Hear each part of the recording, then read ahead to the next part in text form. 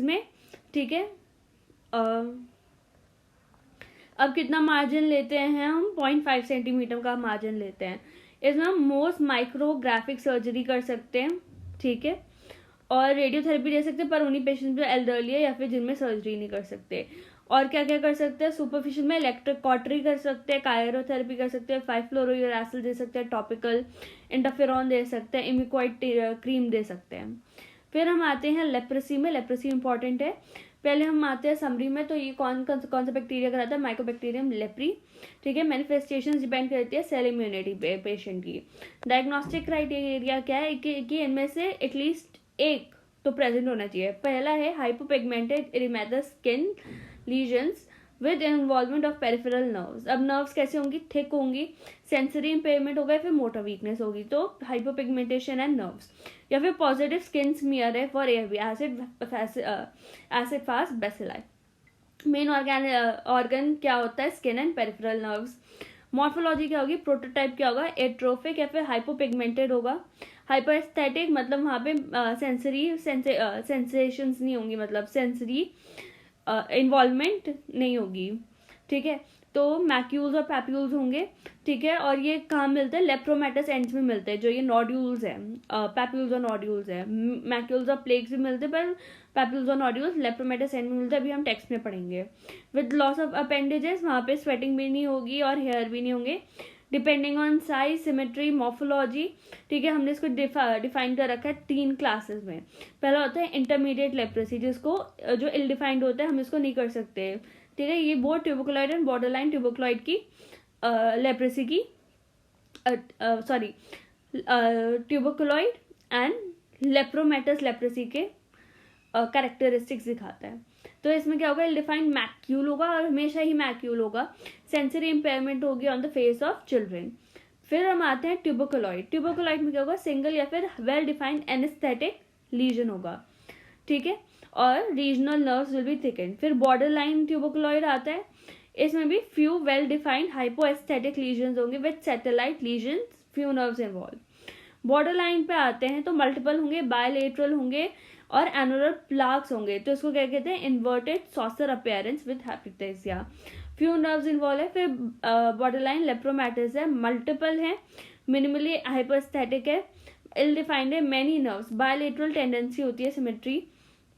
लेप्रोमेटस leprosy होती है, ये वाला होता है जिसमें मैक्यूल्स, पैप्यूल्स, नोड्यूल्स और इन्फिल्ट्रेशन है।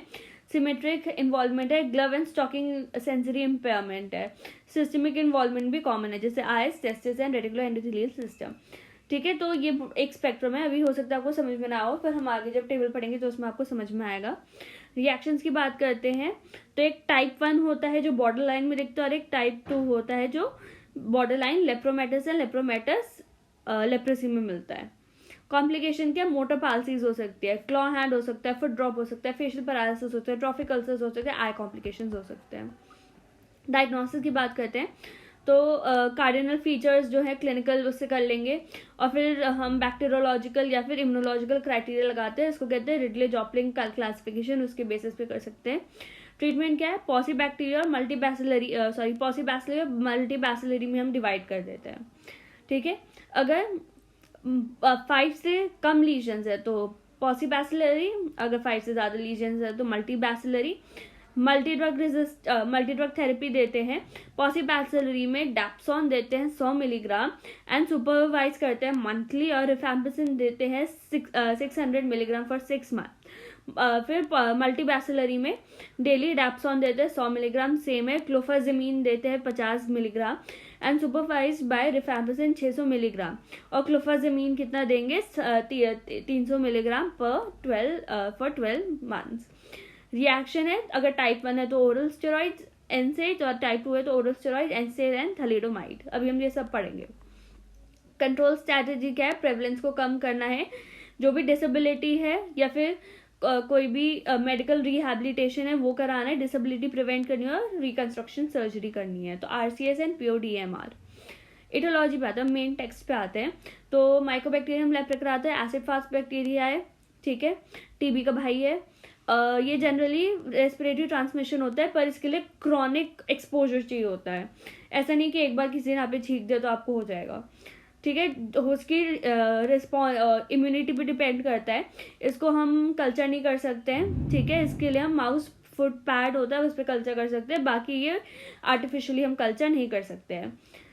ठीक है, इंडिया में बहुत ज़्यादा एंडेमिक है।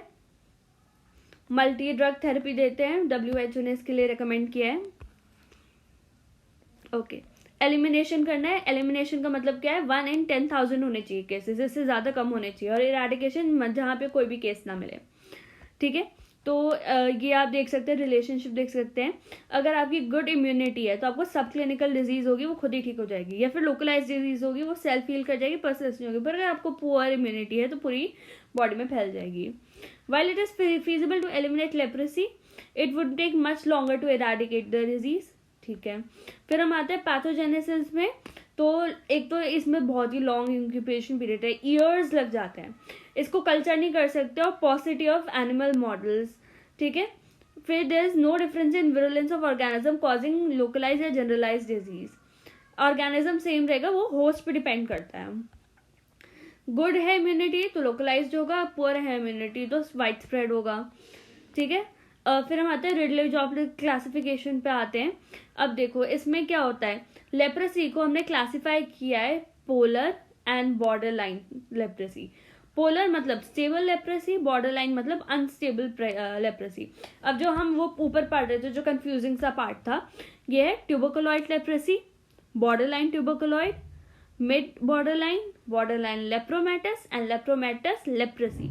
तो आप देख सकते हैं जो बी वाले हैं वो अनस्टेबल है, और सब बाकी के जो ट्यूबरकुलॉइड लेप्रेसी है, लेप्रोमेटस लेप्रेसी, वो स्टेबल है। 2 पोलर फॉर्म्स होती हैं। ठीक है, और 3 अनस्टेबल होती हैं। ठीक है, तो इसमें क्या है, अब देखो जो टीटी होता है वो किस में होता है, अगर किसी को बहुत ही अच्छी इम्यूनिटी तो टीटी, और जिसकी पुअर इम्यूनिटी तो एलएल। इसका मतलब क्या है कि जैसे जैसे आपकी इम्यूनिटी कम होती जाएगी वैसे वैसे आप नीचे आते जाएंगे क्लासिफिकेशन में, आपको वर्स होता जाएगा। ठीक है, अदर टाइप्स में भी हम डिवाइड कर सकते हैं, अदर क्लासिफिकेशन भी, हम वो नहीं पढ़ेंगे।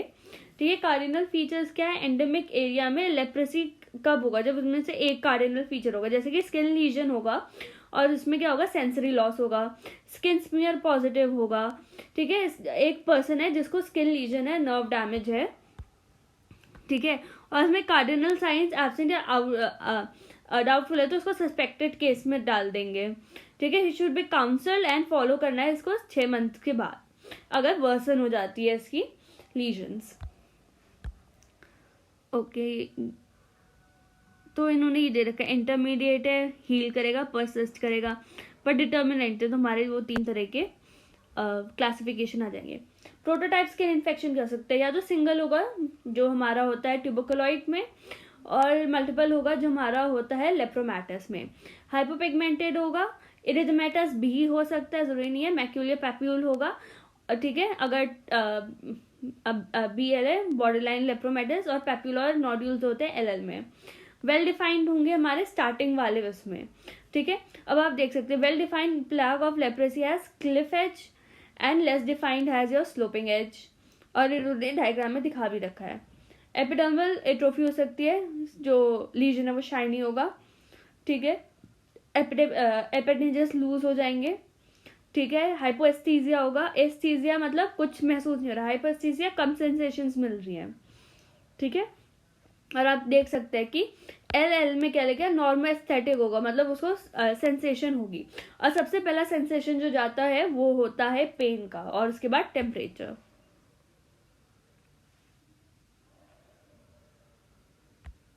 ठीक है, नर्व इन्वॉल्वमेंट की बात करते हैं तो थिक एंड पेरिफेरल नर्व्स होंगी, लार्जर। ठीक है, सारी नर्व्स इन्वॉल्व होगी, चाहे वो थिक हो या चाहे वो थिन हो। ठीक है, नर्व डैमेज के साइंस होंगे, लॉस हो जाएगा।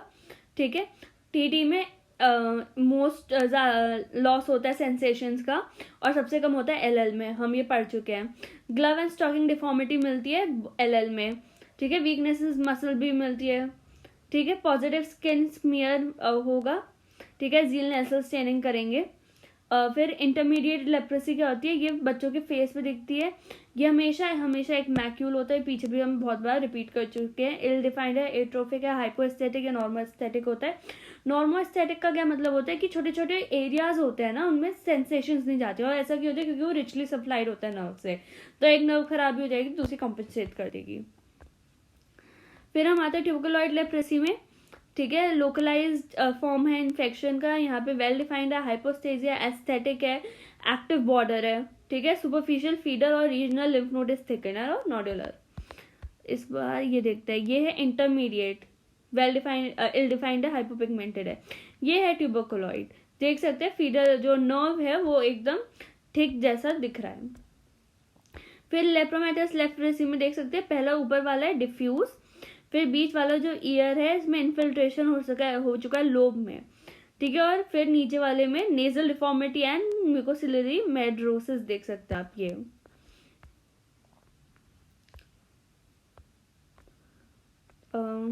हाँ, लेप्रोमेटस में क्या होगा, extensive cutaneous neural systemic involvement, इसमें सिस्टमिक इन्वॉल्वमेंट होगा, फेस, ईयरलोब्स एंड एलानेजाई, हमने फोटोज भी देख ली,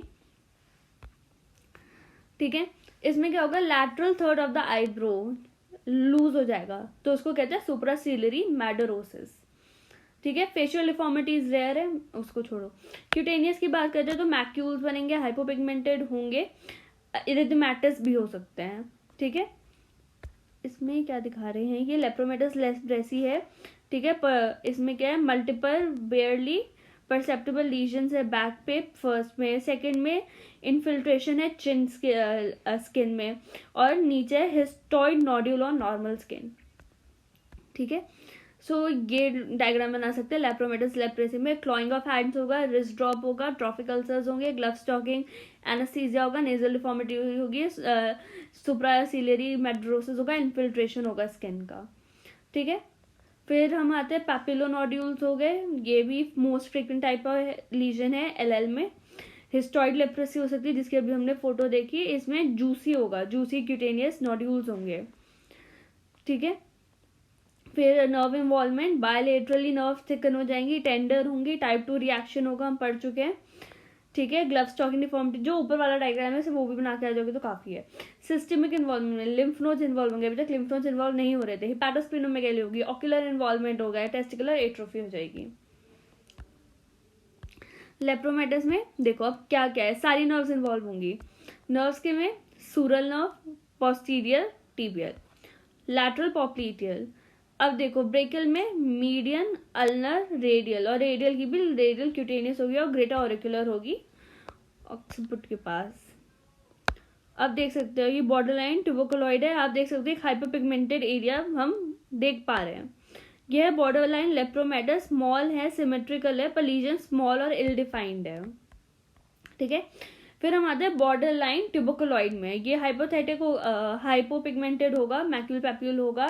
टीटी से कैसे डिफरेंशिएट करेंगे, ट्यूबरकुलॉइड से कैसे डिफरेंशिएट करेंगे, लेस डिमार्केटेड होगा, मोर इन नंबर होगा, लेस एसिमेट्रिकल होगा, लेस हाइपोस्थेटिक होगा, और ऐसे फ्यू नर्व्स इन्वॉल्व होंगे इसमें, उसमें एक ही नर्व इन्वॉल्व है, इसमें फ्यू नर्व्स इन्वॉल्व होंगी। फिर बॉर्डर लाइन लेप्रेस में क्या होगा, एलएल से कैसे डिफरेंस होगा कि अब लीजन्स बायलेटरल होंगे पर लेस सिमेट्रिकल होंगे, ठीक है, हाइपोस्थेटिक होंगे।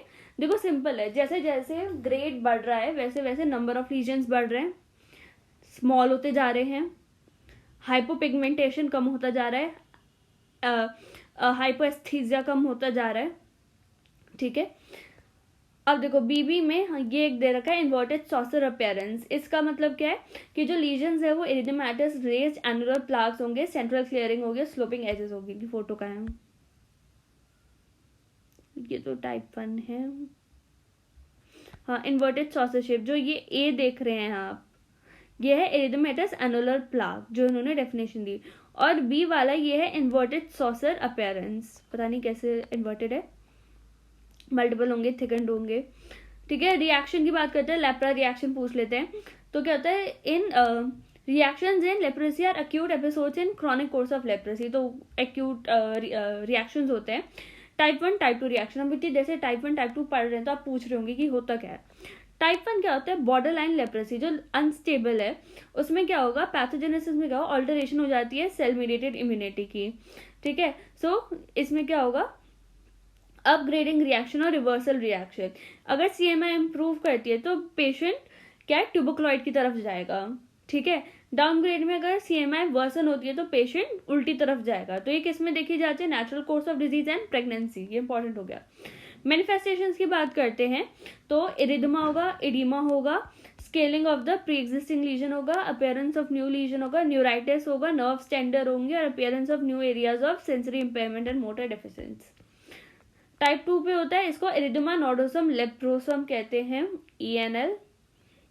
ये LL में होता है एंड BL में होता है, मतलब कि ये LL जो बहुत ही भयानक वाला टाइप होता है उसमें होता है। पैथोजेनेसिस में इम्यून मेडिएटेड है। इसमें क्या होगा, अगेन सीवियर टेंडर होगा, उसमें टेंडर था, इसमें सेवरल टेंडर लिखा है, उसमें कम थे नर्व्स, इसमें ज्यादा है। A1 ऐसे इरिथमेटस नोड्यूल्स होंगे फेस, फ्लेक्सर्स एंड लेग्स में, ठीक है। पस्क्यूलर भी हो सकता है, अल्सरेटिव हो सकता है, न्यूराइटिस भी हो सकता है। आप देख सकते हैं इनकी फोटो, लेप्रोसम, ठीक है, नर्व्स दिख रही है, हाइपर एस्थेटिक दिख रहा है, ठीक है, नोड्यूलर भी हो सकता है। ये क्लॉ हैंड है और क्या है, क्लॉइंग ऑफ टोज दिखा रखी है। आर्थ्रैल्जिया, ऑर्काइटिस, इरिडोसाइक्लाइटिस, फीवर। हमने कहा था कि ये टेस्टिस और हमारे आइज को भी अफेक्ट करता है सॉरी। कॉम्प्लिकेशंस की बात करें तो मोटर डेफिसिट से है, क्लॉ हैंड हो जाएगा मीडियन नर्व की वजह से, क्लॉइंग ऑफ टोज हो जाएगी पोस्टीरियर टिबियल नर्व से, फुट ड्रॉप हो जाएगा कॉमन पेरोनियल नर्व से, ठीक है। और ये ज्यादा प्रोनाउंस जो होगा, जो ये पैरालिसिस है वो ज्यादा कहाँ प्रोनाउंस होगा, ट्यूबरकुलॉइड एंड में। और ठीक है, फिर फेशियल डिफॉर्मिटीज हो सकती हैं, ट्रोफिक अल्सर्स हो सकते हैं, LL में कॉमन होते हैं because sensory impairment appears before motor weakness, the patient continues to misuse his hands and feet. अब क्या होगा कि उसको सेंसरी में दिक्कत आ रही है, पर मोटर में कोई दिक्कत नहीं आ रही, तो अपना हाथ यूज करता रहेगा, तो उसको फिर मोटर वीकनेस भी आने लगेगी। डिसेबिलिटी की बात करते हैं तो कैसे ग्रेड करेंगे, ग्रेड 0 कोई एनेस्थीसिया नहीं है, ठीक है, कोई डिफॉर्मिटी नहीं है। ग्रेड 1 एनेस्थीसिया है, कोई डिफॉर्मिटी नहीं है। ग्रेड 2 एनेस्थीसिया है पर डिफॉर्मिटी भी है। डिसेबिलिटी ऑफ आइज की बात करते हैं, कोई प्रॉब्लम नहीं है। ग्रेड 1 में अफेक्टेड है पर नॉट सीवियरली अफेक्टेड, और ग्रेड 3 में 6/60 से ज्यादा है, कैन नॉट काउंट फिंगर्स, यानी सीवियर विजुअल इंपेयरमेंट है। डिमाइन्यूशन ऑफ विजन होता है, कॉर्नियल सेंसेशन कम होने लगती है, लैग ऑफ थॉलमोस होता है, रिकरेंट इरिडोसाइक्लाइटिस होता रहता है। रीनल इन्वॉल्वमेंट में टाइप 2 रिएक्शन हो सकता है, ठीक है। फिर टेस्टिकुलर डिसफंक्शन हो सकता है, ठीक है, पर वो लेप्रोमेटिस में कॉमन होगा। अब देखो स्लिट स्मेयर क्या करते हैं, सारे सस्पेक्टेड पेशेंट्स में करते हैं, स्मेयर लेते हैं from year lobes and eyebrows और उनको मॉडिफाइड जीनल नेल स्टेरिंग कर देते हैं। अब देखो स्लिट स्मेयर क्या होता है, इसमें एक बैक्टीरियोलॉजिकल इंडेक्स देखते हैं by scoring the number of AFV, जैसा हम टीवी में करते थे।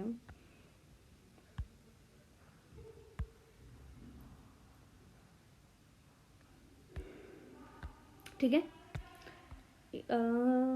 हाँ, प्रेजेंस ऑफ AFB की बात करते हैं।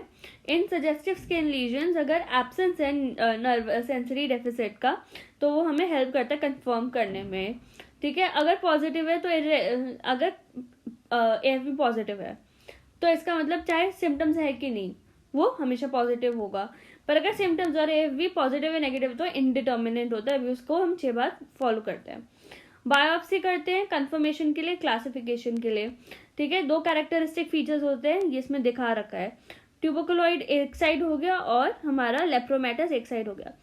ट्यूबरकुलॉइड में क्या लिखा है कि इसमें एपिडर्मल एट्रोफी होगी, एपिथेलॉइड सेल्स होंगे with giant cell and plenty of lymphocytes, the granuloma is typically elongated along nerves and appendages and impairs the epidermis. इसमें ग्रेन जोन नहीं होता, और इसमें कहते हैं ग्रैनुलोमास इन्वेडिंग द एपिडर्मिस, हम देख रहे हैं कि कोई एपिडर्मिस इन्वेड नहीं हो रही है। कॉम्पैक्ट इलोंगेशन होता है, जायंट सेल्स बनते हैं, लिम्फोसाइट्स बनते हैं, ठीक है। और ये जो हमारा लेप्रोमेटिस है इसमें एपिडर्मल एट्रोफी होने लगती है, ग्रेन जोन बनता है, वो हम ऊपर पढ़ेंगे क्या होता है।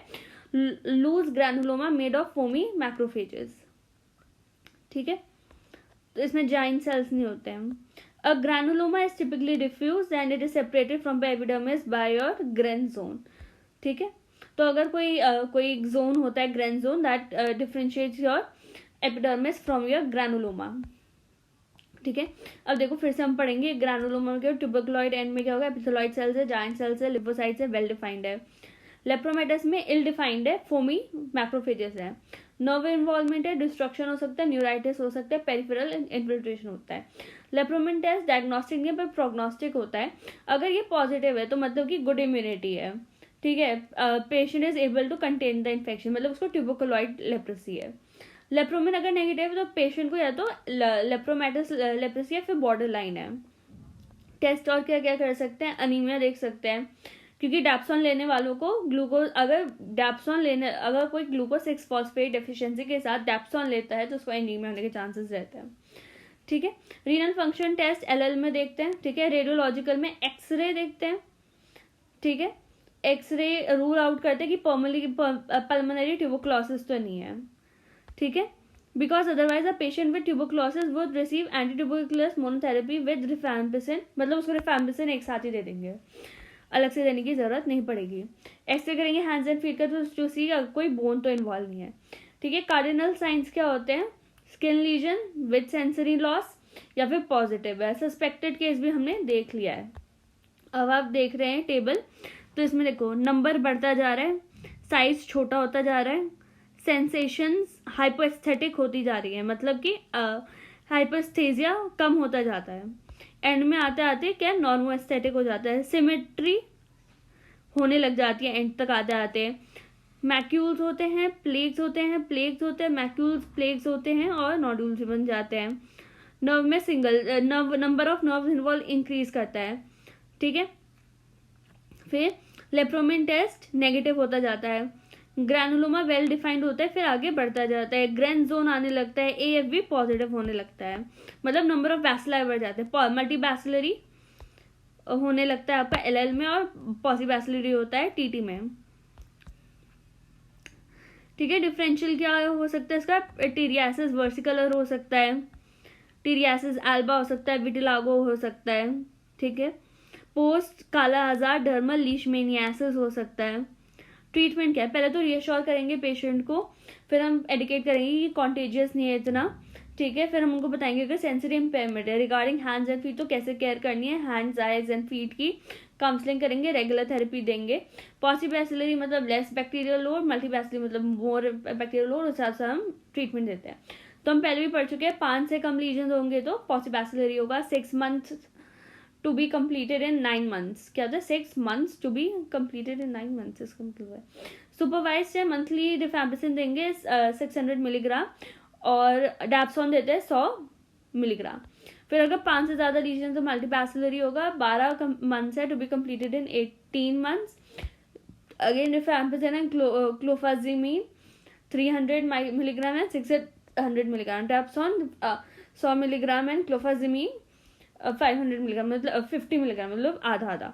अब देखो न्यू ड्रग्स क्या है, क्योंकि रेजिस्टेंस बढ़ती जा रही है, ठीक है। इंटॉलरेंस भी हो सकता है, इंटॉलरेंट हो ड्रग्स, या फिर कोमॉर्बिडिटीज प्रेजेंट हो, ठीक है। अगर किसी को हिपैटिक डिस्फंक्शन तो रिफैम्पिसिन और डैप्सोन को नहीं यूज करेंगे, उनकी जगह कोई और ड्रग्स यूज करेंगे, ठीक है।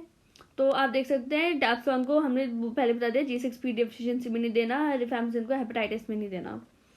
तो हम क्या क्या यूज सकते हैं, ओफ्लॉक्सासिन, स्पारफ्लॉक्सासिन, मीनोसाइक्लिन, क्लेरिथ्रोमाइसिन यूज कर सकते हैं। लेप्रा रिएक्शन के लिए इट इज नॉट इम्पॉर्टेंट, मतलब कभी भी जब भी रिएक्शंस हो तो हम लेप्रेसी की ड्रग्स को स्टॉप नहीं करेंगे, डिपेंड करते हैं सिवियरिटी पे, ठीक है। अगर लेप्रा रिएक्शन अगर टाइप 1 हो रहा है तो एनसेड देंगे, अगर मॉडरेट है तो एनसेड पर ओरल स्टेरॉइड्स देंगे, सीवियर तो एनसेड पर ओरल स्टेरॉइड्स भी देंगे। अब देखो टाइप 2 में क्या है, हमने इसमें थैलिडोमाइड भी ऐड कर दिया है, अब थैलिडोमाइड यूज कर सकते हैं but for only this leprosy, ठीक है। क्लोरोक्विन, क्लोफाजिमीन, एनसेड हर जगह देने, ओरल स्टेरॉइड दे सकते हैं, बहुत ज्यादा सीवियर टाइप 2 रिएक्शन हो रहा है। ट्रॉफिक अल्सर है तो उसको कैसे ट्रीट करेंगे, rest, antibiotics and splints, non weight bearing splints. Motor deficiency है तो फिजियोथेरेपी, सर्जिकल करेक्शन भी कर सकते हैं, एरिडोसाइक्लाइटिस है तो स्टेरॉइड्स, और काइटिस है तो भी ओरल स्टेरॉइड्स।